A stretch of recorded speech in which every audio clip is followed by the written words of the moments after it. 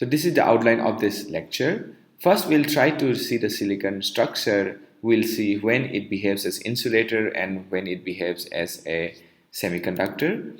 So then we'll see the charge carrier of this semiconductor, basically the holes and the electrons.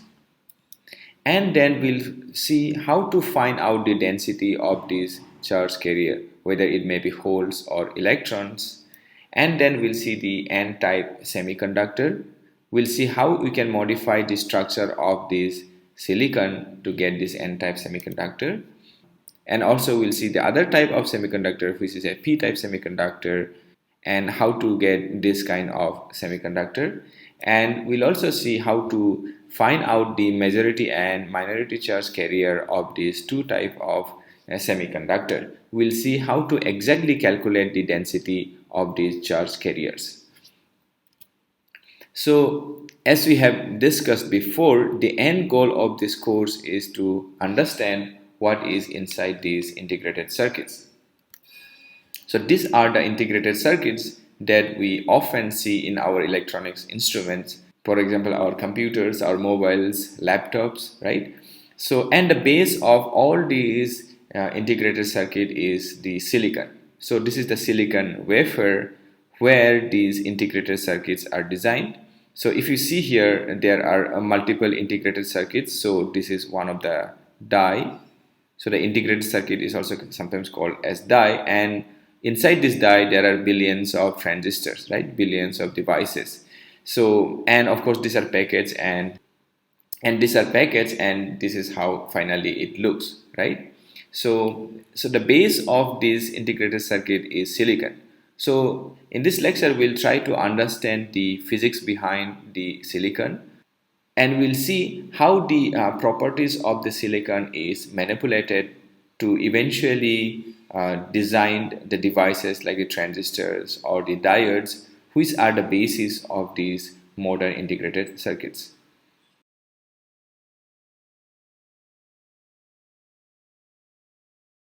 So the term semiconductor, it means that it is neither a conductor nor an insulator.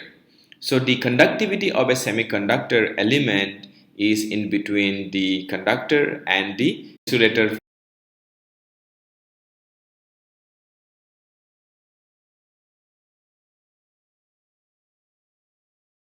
So conductors like,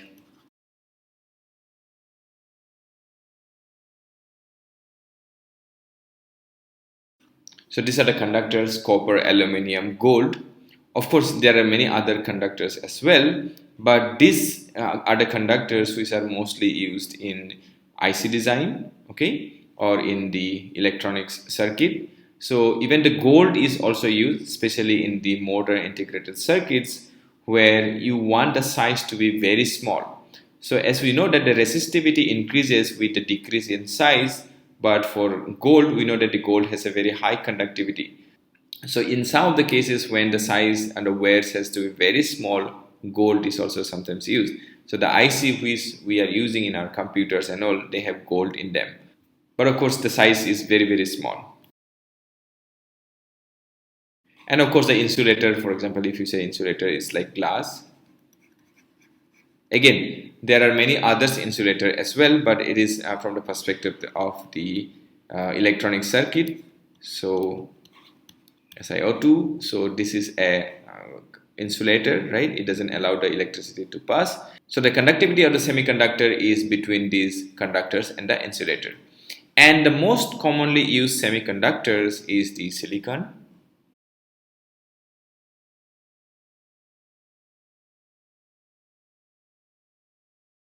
There are also other semiconductors like the germanium, and also there are compounds. So this is a single element, but there are also compounds which is semiconductor. But this is mostly used because of a couple of many reasons, because of its rigid structure, and just by combining with the oxygen, you can see that we can get an insulator as well. And because of these properties, silicon is the mostly commonly used semiconductor. So let's see the crystal structure of a silicon. So this is my silicon atom, okay. So at the outermost cell, right, at the outermost cell, or these are the valence electrons, right, it has 4 electrons, and of course these 4 electrons is balanced by these 4 charges on the nucleus. Of course I'm not showing the other electrons, I'm just showing the valence electrons. Okay, so this is a silicon atom, and of course there are neighboring silicon atoms to this.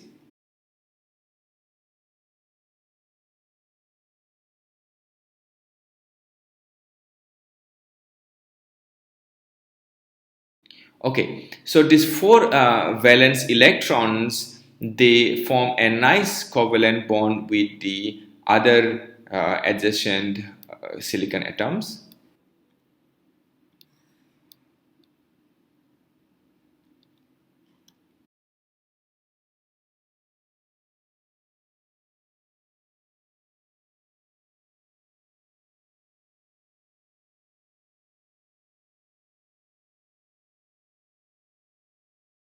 Yeah, so it forms a nice covalent bond with its adjacent atoms, okay, by sharing these electrons, and of course because of which it forms a nice crystal structure.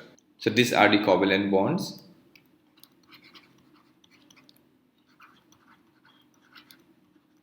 So this is how a silicon looks at 0 Kelvin.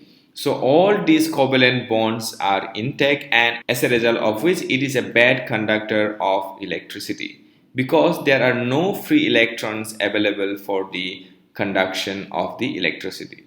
So at 0 Kelvin, this is how a silicon looks like. But as temperature increases, suppose it comes to room temperature, what will happen is, because of the thermal energy, this bond will break. Okay, this bond will break and the electrons will come out from here.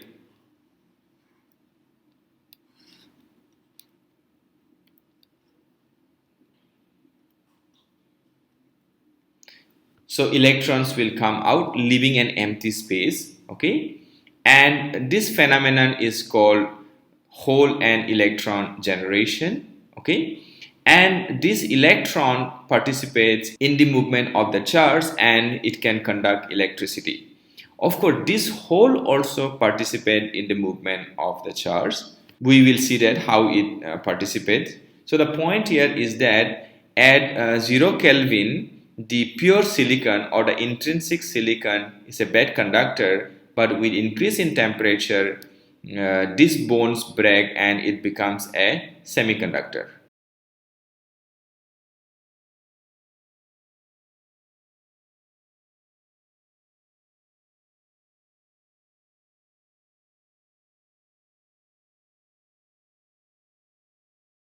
So pure silicon, also called as intrinsic silicon. So this is a new word for you to learn, intrinsic. So which means pure, is a bad conductor of electricity at 0 Kelvin, as all of its covalent bonds are intact. Okay, but as temperature increases, some of the covalent bond breaks, generating holes and electrons. This is also called as thermal generation. So let's see how does the charge movement happen with the holes and electrons.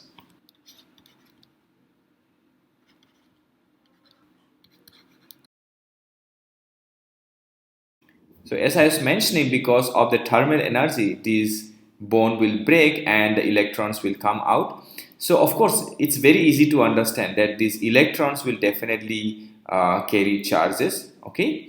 But then we also have to understand that these holes also independently carry charges, okay? So how it is done? So I have a hole here, okay? So now what will happen? The electron of this other atom will come here, right? So basically the hole will get transferred here. So electron will come here and the hole will get transferred here. So the movement of the holes means is basically the movement of the empty space. So electrons has moved from here to here and the empty space has moved from here to here. So because of here, you can see that this nucleus or this atom will never move, only the electrons will move. So this is the movement of the holes. For example, suppose if I have a room here. So the man is sitting here in this room. So if the man goes from this room to this room, so what I can say is that instead of telling that man has gone from here to here, I can say that the empty space has gone from here to here. So note that here the movement of these free electrons, this is different, and this movement of these holes is different. Note that this movement of these electrons is much faster compared to movement of this kind of holes, where the electrons are transferred from one bond to the another bond. And it has been seen that this movement of electrons is 2.5 times faster than the movement of these holes. So the conclusion is that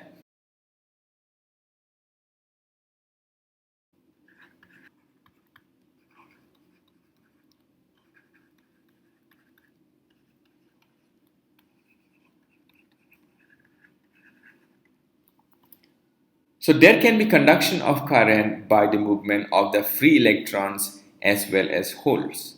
And what we have discussed is that the movement of electrons, so movement of electrons is almost 2.5 times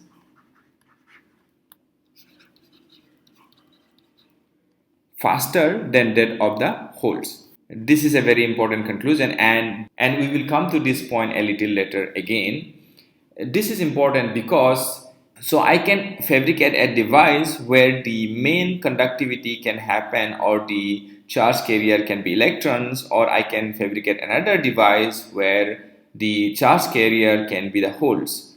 And we will see that those devices which are made by the movement of the holes, they should have a size which is approximately 2.5 times larger. So especially when we'll be seeing the digital circuits, we will see that the devices which are based on the principle of the movement of the holes will have 2.5 times size higher than those devices where the electrons are the charge carrier. Okay, so the electrons and hole pairs are generated, and at a given temperature, the number of the holes and the number of the electrons are equal and constant. Okay, and what will happen is after some time, some of the electrons which are generated may again recombine with the holes. Okay, so after the generation of a certain number of electrons and hole pairs, they may recombine again. So there will be generation as well as recombination. So at a certain temperature in the equilibrium conditions, the rate of generation as well as the rate of recombination will be equal.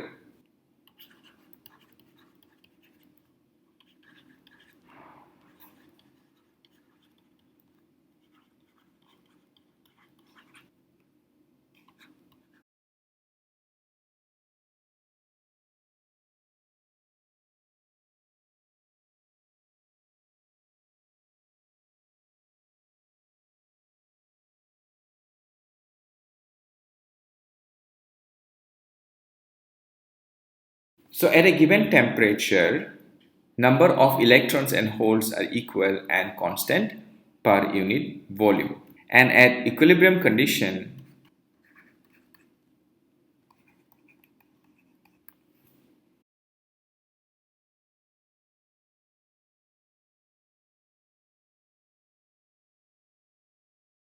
this is important because the generation of the electron pairs will continue, right? It will keep on going. But at the same time, it's not that the number of electrons and holes will keep increasing. No, because there will also be the recombination process. So ultimately, at some point of time, after generation of certain number of electrons and hole pairs, whatever more number of electrons and holes that will be generated, again the same amount of number of holes and electrons also will combine, because of which we can say that the rate of generation is equal to rate of recombination. So we can write N is equal to P is equal to a constant and I. So where N is number of electrons and P is the number of holes. N because electrons has a negative charge and hole has basically positive charge, so it's P, right? And it is equal to this constant and I.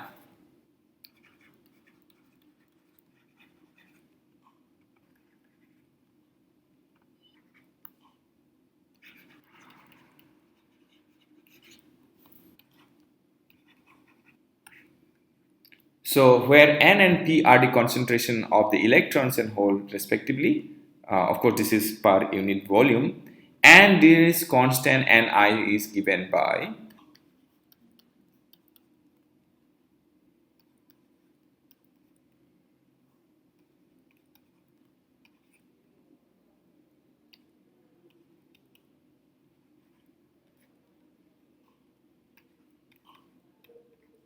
okay. So Ni is a constant and it is given by this equation equal to B into T. T is the temperature to the power 3 by 2 and E is the exponential to the power minus Eg by 2 kT, where Eg is the band gap energy and K is the Boltzmann's constant and T is the temperature. So let's go to each of this term or variable one by one.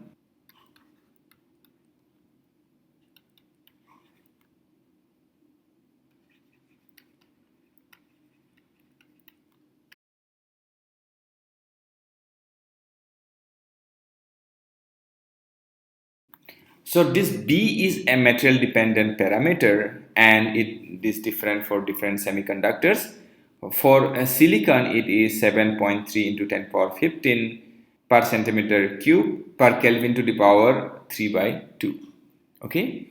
So yeah, so yeah, and T basically is the temperature.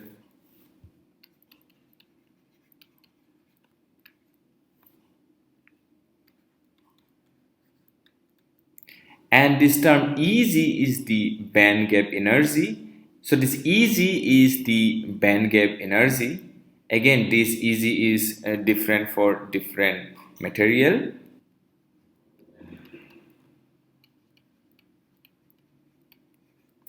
So what exactly this band gap energy it means?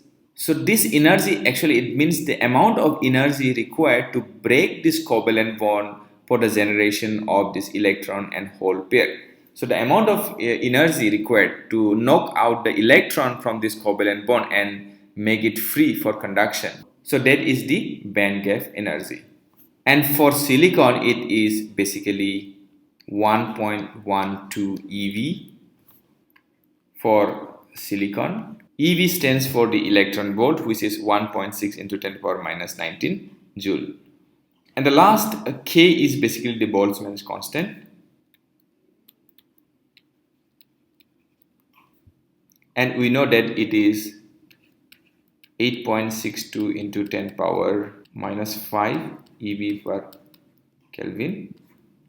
Okay, so if we calculate this Ni at room temperature, it comes out to be, so if we put all these values, put the value of B and T at room temperature, which is 300 Kelvin, and Eg as 1.12 eV, we'll get Ni as approximately 1.5 into 10 power 10 per cubic centimeter.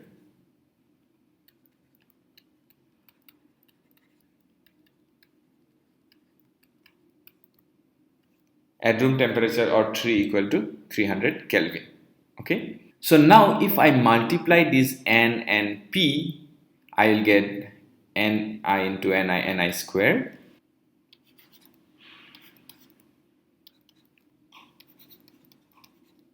Okay. So this equation is though looks very simple, but this will be an useful equation later. And we'll come back to this point a little later when we'll talk about the doped silicon. So now here what we have is we have 1.5 into 10 power 10 electrons as well as holes at room temperature for silicon. But note that this amount is not very high for a considerable amount of current conduction. So if you want a good amount of electricity to pass, this is not high. So this can lead to a very small amount of current which is not very significant. The other thing about this is this value of this Ni is very much dependent on the temperature, and this is also we don't want. We don't want our device to be dependent on temperature. We want to operate the temperature, and we want our integrated circuits to have the same functionality whether we are using in desert, which is very hot, or whether we are using in the space, which is very cold. So but in this case, you see the conductivity is very much dependent on parameter. So we want to see how can we make the conductivity of this semiconductor independent of the temperature, as well as we want to introduce more number of carriers so that the current becomes higher or the conductivity becomes higher. So the conclusion is,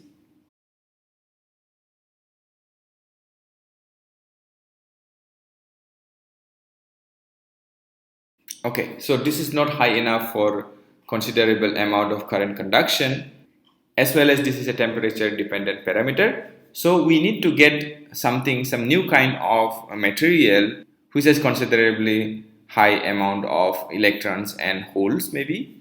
And we also have to see that it is the concentration of those carriers is not dependent on the temperature. So this leads to two types of different semiconductor. One is the N-type semiconductor and the P-type semiconductor. So first let's discuss what is an N-type semiconductor.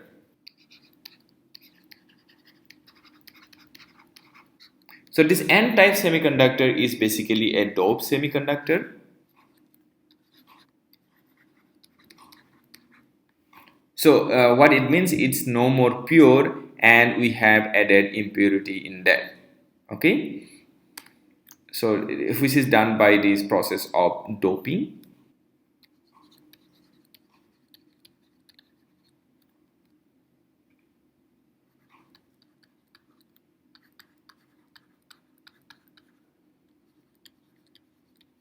Element with valence 5 like phosphorus are added to get this N-type semiconductor. So what basically it means is that I have this silicon crystal. I'll be replacing with an element with valence 5 like the phosphorus.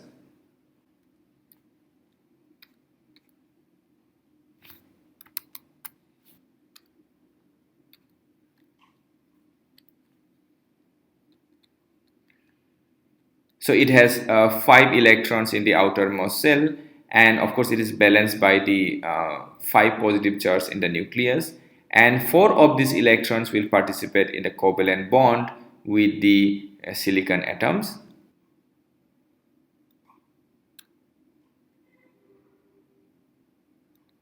So maybe let's mark this one with red color.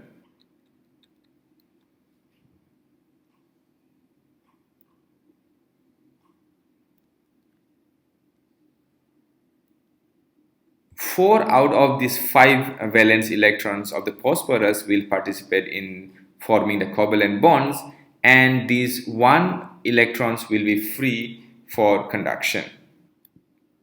So this 1 electron will come out and it is free for conduction. So this kind of atom is called donors. They are donating this electron to the crystal for the conduction. However, note that this is a neutral. Overall, this is a neutral substance because if you see the charge is completely balanced. These electrons and these 4 electrons and these 5 charge of the nucleus.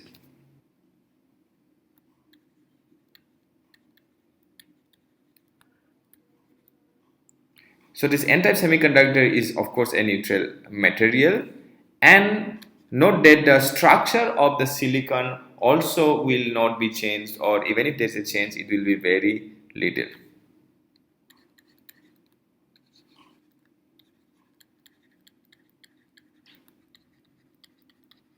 So basically no change in the silicon crystal structure. Now suppose you see here the electrons are generated. So now you see here the electrons are donated by this donor atom, okay, And there also will be electrons which are generated by the thermal generation by the breaking of the covalent bonds. So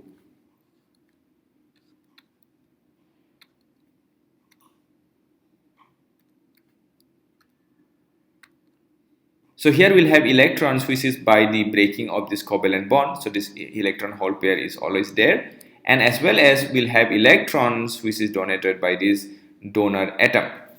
But if the number of the donor atoms is much higher than the Ni, so Ni, as we have seen that at room temperature, Ni defines the number of electrons and the holes. So if the number of these donor atoms or the electrons donated by these donor atoms is much higher than this concentration of these electrons or hole generated by the thermal generation, then this will be dominating in the crystal. So what I mean is,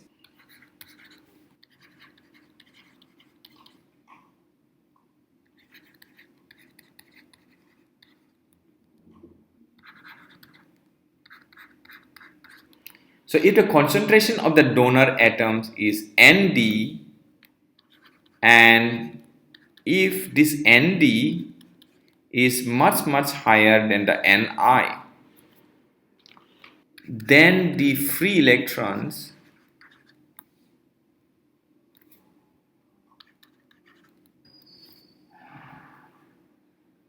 so now if this Nd is much higher than this Ni, then the number of the free electrons will be mostly by this Nd only. So what it means is that the number of free electrons in a N-type material, so this subscript N stands for the N-type material and N stands for the number of electrons, will be almost equal to Nd. Okay, so what I mean is there are electrons by the breaking of these covalent bonds as well as the electrons donated by this phosphorus atom or the element with valence 5.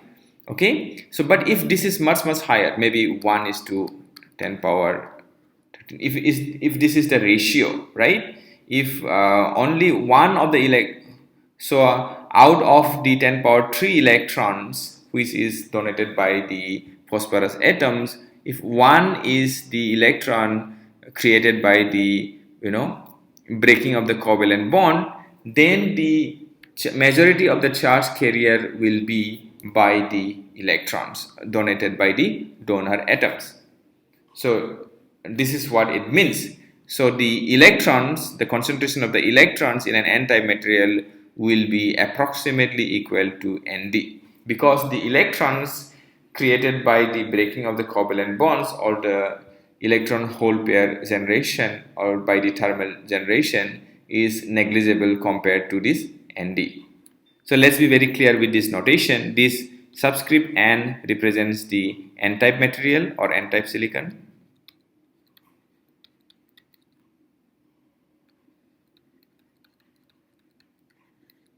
and this N is basically the concentration of electrons.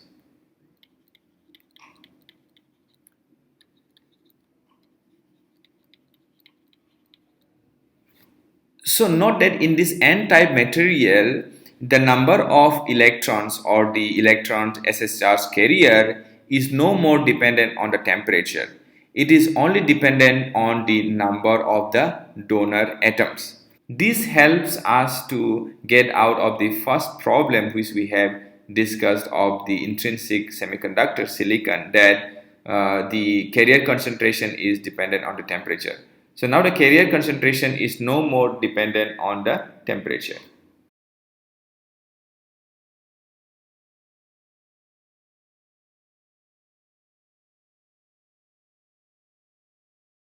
Okay, so now what about the holes in an N-type material? We have understood that the electrons is mostly governed by this Nd, but what about the holes? How to find out the number of holes? Okay, so it can be proved theoretically and by experimentation that the Pn that we have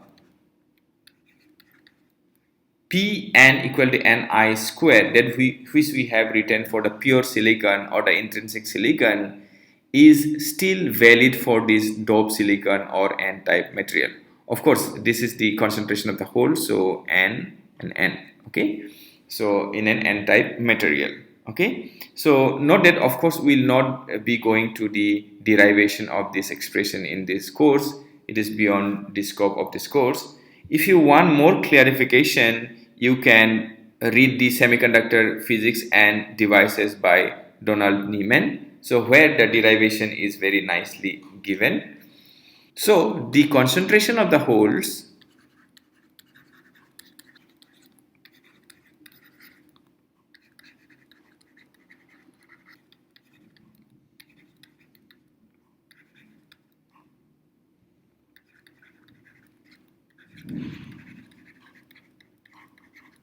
okay, so the concentration of the holes from the thermal generation, okay, in this case the holes is just by the thermal generation or the breaking of the covalent bonds at equilibrium can be still given by the above equation.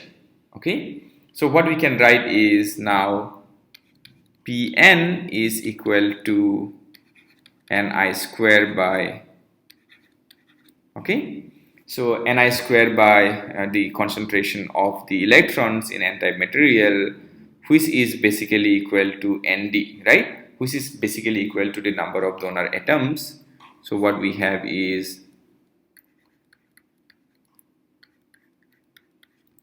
Ni square by Nd. Okay, although we can theoretically prove this one, but intuitively also we can understand this equation. What happens basically is, suppose this is the hole and the electrons that are generated by the thermal generation or breaking of the covalent bonds, and okay, and maybe these are the electrons donated by the donor atoms. Okay,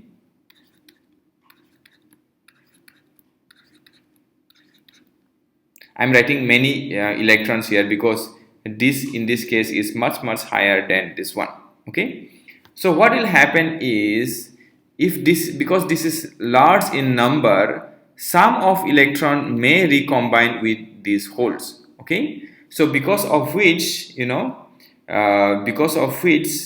can say that this Pn is going to decrease compared to the case of the intrinsic semiconductor or the pure silicon. Okay, so and larger the number of this Nd, okay, higher the possibility of this recombination. Okay, so because of which this Pn will reduce. So this is just very rough intuitive way of understanding that why this Pn into Nn is equal to Ni square, why this product is constant. Okay, so in N-type material, the electrons are the majority charge carrier and there are small number of holes, right? And these are called the minority charge carriers.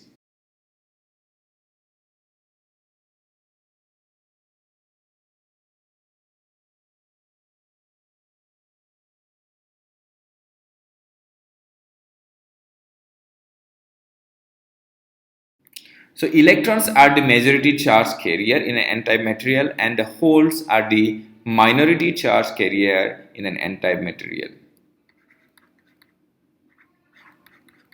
for the N-type semiconductor. Okay.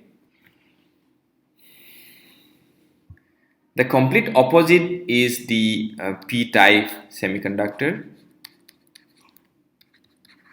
So this is the case where the holes are the majority charge carrier and electrons will be the minority charge carrier. So basically it is another type of dope semiconductor.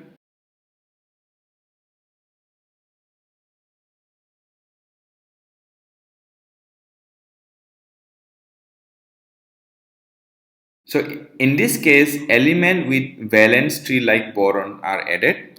So this is my silicon crystal. So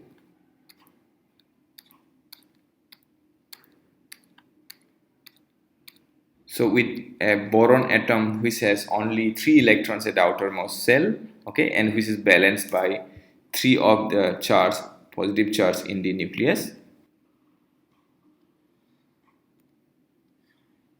and it forms a nice covalent bond with the adjacent silicon atoms. But then it needs one more electrons to complete the covalent bond. So what it will do is it will take electrons from neighboring silicon atoms. So this electron, it will go here basically, as a result of which there will be a hole here, and this will form a covalent bond. Okay, so these holes will be formed. Okay, so now again the same principle or the same thing applies here.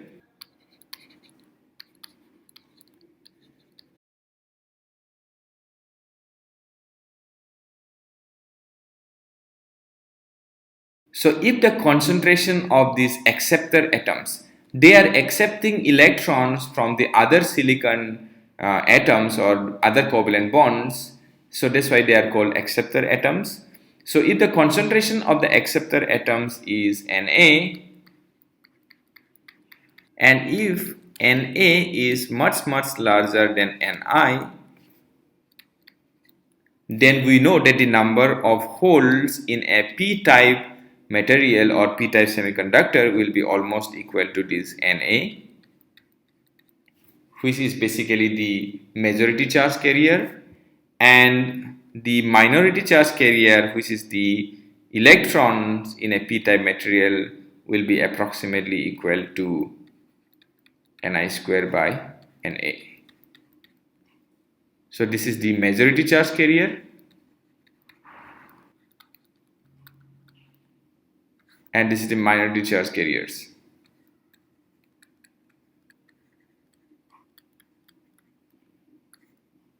Okay, and this is by doping. Okay, we know that this is by doping, and this is mostly by the thermal generation.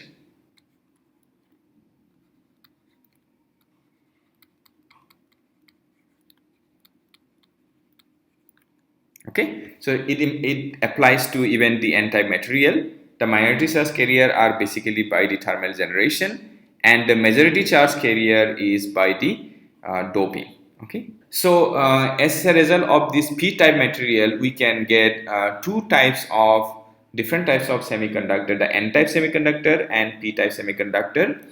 And this is basically, both of them have a complementary nature. One has the majority charge carrier as electrons, whereas the other has the holes as the majority charge carrier.